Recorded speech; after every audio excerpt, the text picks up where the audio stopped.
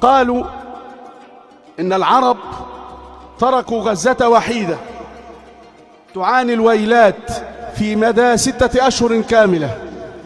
نحن نقول إنها لم تكن وحيدة لأن الله سبحانه وتعالى معها، هذا أمر مفروغ منه، فإن الله عز وجل يدافع عن الذين آمنوا.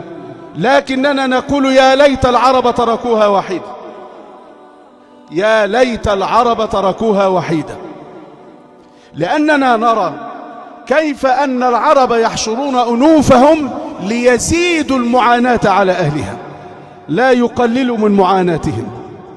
كيف إنهم يتدخلون الآن ليحبطوا أي أمل في أي نصر أو أي تمكين لأهل غزة. يا ليتهم تركوها وحيدة، تركوها وحيدة منذ 2004 و2005 إلى الآن، فاستقوت بالله سبحانه وصنعت لنفسها قوة لم تصطنع دول الجامعة العربية كلها أن تصنع عشر معشار هذا.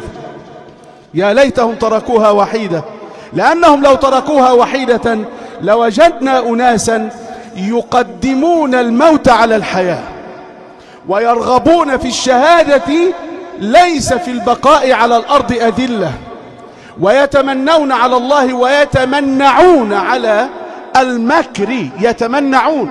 ونحن رأينا في الأشهر الماضية كثرة المكر السيء الذي مكره العرب بأهل غزة بالذات، كثرة المكر، وآخره من أدخلوهم في ثياب الإغاثة وهم نسخة من العدو المتخفي. نسأل الله أن يلعن هؤلاء الخونة جميعا.